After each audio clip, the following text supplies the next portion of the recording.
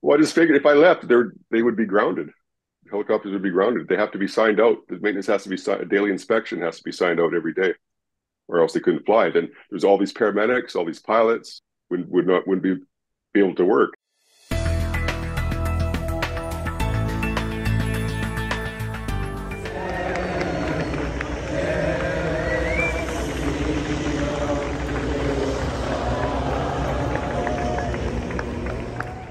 שלום לימור.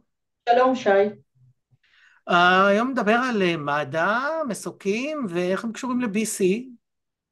נכון, אתה מכיר את המדור הזה, ברור שאתה מכיר, כי אתה קורא הארץ, אז אתה מכיר את המדור הזה של הטיסות יוצאות ונכנסות. אז אני קוראת יום אחד על מישהו שהוא מפארקסוויל, והוא גר בפארקסוויל, והוא היה בישראל, עזר בהטמעה של מסוקים חדשים של מד"א, וישר אמרתי לעצמי, שי ירצה לדבר איתו על בטוח. אז יצרתי איתו קשר, הוא מאוד שמח, קוראים לו ג'יי דירינג, נמצא עכשיו בפארקסוויל, חזר הביתה, ועוד מעט הוא נוסע שוב לישראל. בוא נשמע. Hello, Jay. Hello, Shai. Hello, Limor. Nice to have you here. I know that you're an engineer and you live in Parksville and you specialize with specific type of helicopter. Well, the company that hired me, Brook Aviation, bought these helicopters that not a lot of guys in Israel are type rated on, and they had to look outside the country for guys with experience on these helicopters, because most of the guys in Israel are type rated on military helicopters, Black Hawks, Apaches, stuff like that. So this is the one I work on or specialize in is more of a commercial helicopter, offshore oil, medevac, stuff like that. So, and those are the helicopters that MADA in Israel bought. Exactly. So yeah. You scheduled just a normal month at work to go to Israel in September, yeah, like you go everywhere else in the world. That was my job, training, consulting. October 7th happens, and I was called to Sheba Hospital early in the morning. 3 of the MADA's helicopters were working that day, picking up the casualties, taking them to the hospital. And I just worked on the pad that day, all day. On the pad, you mean where the helicopter actually landed? Yeah, the helipad near the hospital where they're bringing in all the casualties, injured, and I had to carry out the maintenance inspections on the helicopters as they were flying. And that was my day, but just helping with the opening the doors, they land, opening the doors, the paramedics take the injured out, hospital workers come and take the injured to the hospital, and also the military helicopters were flying in. And it was just a very busy day, and it was hard to fathom what was happening that day. But we had 3 helicopters doing that, and so they were flying out near Gaza, picking up injured casualties, bringing them to the hospital, and I was there just to do my daily inspections on the helicopter. But yeah, it was just horrific. I mean, the floor of the helicopter was blood red, just covered with blood, and the faces of the pilots and the paramedics, I'll never forget. It was just a horrific day. How many hours were you there that day? Oh, most of the day must have been, yeah, 8 hours, something like that. So you saw how many the helicopters were frequently coming in and out? Yeah, I mean, many, all day long. Our helicopters were flying, each helicopter flew at least 6 hours that day, each. So when did you have a chance to kind of process that day, that specific day, if at all, like if it? It was hard to. I was busy doing my work, but also worked with another. The CEO of the company was there, telling me, kind of explaining it, but it was still hard to grasp what was happening. And yeah, I just had to just worry about my work. I couldn't think about what was going on. So, and I understand that this is the first time you're in Israel. You haven't been there before, but no, this is my first time in Israel. Well, beginning of the year was my first time in Israel, and it was great. I love it there, and people are just super friendly and nice, and I never felt unsafe, or I felt like a very, very safe country actually, wherever I went. But then before the war, it was just a good experience overall. Yeah, so before the war, you felt safe. But how you felt And after, like, well, it's I feel still felt okay. I mean, I spent some time in Tel Aviv. There was a lot of going to the bomb shelters, um, Iron Dome going off overhead in the early days. So it was kind of a little scary then. I wasn't used to that. But I usually work up in Tiberias or down near Beersheba. And so I was traveling back and forth a lot. So even after that time, I didn't feel too endangered because it just seemed like there's cars on the highway and stuff like that, and restaurants were opened. People Where do going you about their live? well, company has apartment in Beersheba and apartment in Tiberias. I usually at the Perea Hospital near Tiberias or down at Sede Taman Airfield near Beersheba. So you had Travel to back and drive forth all the between time. them? You went back and Yeah, forth? back and forth. Especially after the war started, we had another engineer there, expat engineer. He left after about a week, and he quit. And another Canadian engineer quit, and They so I was the quit only one. because of the war, or they Yes, just left yeah, because they felt, okay, this is too much for us? yeah. And their families didn't want them coming back. So I was only one in the country, and the helicopters have to be looked at every day. So I was traveling between Tiberias and Beersheba every day.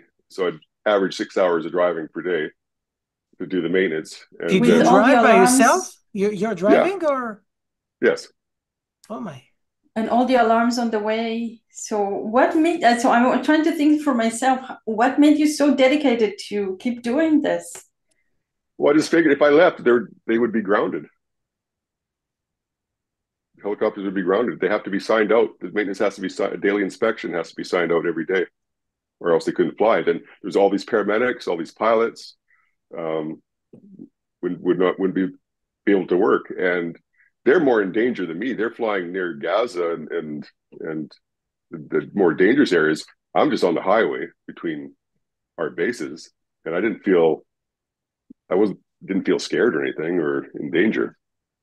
Even with the rockets going on I mean, everywhere, did you well, got cut in the middle? You had to get um, out of the car? in the north, it wasn't too bad near Tiberias. It was pretty quiet, but down in Beersheba, near Sede Taman Airfield, yeah, we have to run to the bomb shelters every so often. But for the most part, yeah, I didn't felt okay. I mean, my friends and family were telling me in Canada here, come home. When are you coming home? I said, well, I don't want to, to Yeah, tell so you the truth. sometimes And it's more scary, look at it from the yeah, outside, and yeah, this is how you felt. Like when you yeah. so what you, The so news, describe yeah. to me like a regular conversation with your family. Like you have family here. Oh well, I mean, I have a good friend here in Canada. And he goes like, "When are you getting out of there? Get out of there now." There were flights from Canada or to Canada. The Canadian military or government had flights, and I just didn't. I didn't want to, and I told him. I said, "If you were here, you would do the same thing." So um, I feel like I have a purpose. This is my purpose. So Yeah, you I'm were not there coming for a home. reason. Yeah, I'm not coming. So I just taking the stretchers out of the helicopters that day. It was pretty horrific. I couldn't even look sometimes. I had to work on top of the helicopter when it was parked. But yeah, it was just all the blood and the floor of the helicopter. And after on my next tour to Israel, we had to remove the floor of one helicopter to do maintenance, and a lot of blood seeped under the floor and into the airframe, and that was quite horrific. Also, we had to clean that off. That was long after October 7th. Yeah, that's probably pretty significant from, any other work you've had to do during the Oh, years, right? totally. I mean, I worked in all kinds of countries, Africa and Kazakhstan, Philippines, stuff like that. And yeah, it was quite an experience. But I kind of felt like for some of my 30 plus years in the business, I kind of had a purpose. Yeah, and I kind of felt like I'm making a small difference. I think and So I'm sure you made some good, friendship and connections Oh, there. well, they say I'm their brother. You know what it means? All the paramedics. Wait for the next war, you're gonna get the subpoena. Kind Well, I of. just felt so proud. I mean, the Israeli pilots and paramedics, they call me their brother. So did you invite them to Parksville? Oh, I mean, they can come anytime they want. Yes, for sure. But yeah, I would have them any day. Yeah, that would be a nice reunion, Yeah, and in a beautiful, yeah, obviously beautiful yeah. place. Oh no, they treat me like they're so nice. When I'm there, they want to cook for me and feed me and look after me, and it's just a wonderful experience. And I just feel so proud that I was able to, that they feel that way. Let's go to the good things. Which food do you like in Israel? Food, the chicken schnitzel. Schnitzel. Yeah, it's very hard to find good schnitzel here. But one of the paramedics is a chef, and he makes the best I've ever tasted. It's phenomenal. He's just a wonderful cook, and whenever he cooks for me, I eat it. Which did you go to some restaurants, or you were just cooking at the Oh no, but a lot of times residence? I cook at home, but at the apartment. But I go out a lot to the few places I like, and they get to know me. They see me coming in. So Shai wants to know which restaurants, I go to Greg Cafe a lot. like Rosh area. Pina. I love Rosh Pina. It's We for eat well. tourists. Yeah. It's But we used to be based at the airport there until we moved to Perea, and oh, so I always Yeah, they drive up have. to Rosh Pina to go to eat there and stuff like that. Okay, so now your vocabulary in Hebrew. What did you learn that you can say in Hebrew? Oh, shalom, manishma, boker tov, the basics. Okay, basic and still polite. Let's see what happens when you come back the next time. Beseder. בסדר. People were getting tattoos on their hand or arm or something is 7, 10, 23. Well, And so you consider to do it or? I was thinking about it. It was just because it means a lot to me, and I was there from day one. I was it's basically ground zero, where Did your and company said anything when you came back? The my company you company work or for? no, they were concerned that I was okay, and but I feel fine. and increase the insurance. Right? Yeah, yeah. They just basically said, Yael, one of the my bosses said, I think you've had the full Israeli experience now. So now when you are here in Canada, do you see difference in how people react to you that you've been there? What did you do? What kind Um, of comments do you get from people? well, my friends, my close friends will say, "Oh, it's good to see you back, and glad that you're safe, and everything like that." And some friends that I'm not, or not so close with on Facebook, if I meet them, they say, "Oh, you're the guy from Israel." So as, And as yeah, a yeah, as Did a you get bad comment? any mean yeah. comments? Did you No, get no, it's any? just like like people I'm not so close with must have seen me on Facebook or something. They'll say, you're the guy from Israel, or you work in Israel or something like that." So nothing mean, but And is there anything else, I don't know, you want to add? whenever I go on test flights in the helicopter, I've flown all the way from Tiberias down the coast down to Beersheba. I've been taking a lot of aerial photos, so I want to do a thing on Facebook on like aerial photos of Israel. I'm going to do, and Wow, we cannot yeah, wait to see yeah, that. yeah. Maybe So if I you, don't want to tell too many people. It's kind of a little project of mine. So it's going to be okay. like over Israel. I'm going to call it. Seems surreal. I can know the Israel quite well. I know the roads quite well. I've driven between Tiberias and Beersheba. I've driven over 15,000 kilometers back and Yeah, forth. you did more than us in the last 20 years I because know Highway 6 like the back of my hand. Thank you very much, Jay Deering. Thanks a lot Thank for you. your I appreciate service it. Yeah. and for the interview. thank I'm proud you. to help. Yeah, very happy to help. And thank you for having me. Thank you. ממה התרשמת? מהשניצל. ברור, זה היה ברור לי. צריך להזמין אותו פה אולי לשניצל. הוא לא יודע שזה משהו שאפשר לעשות גם כשגרים פה?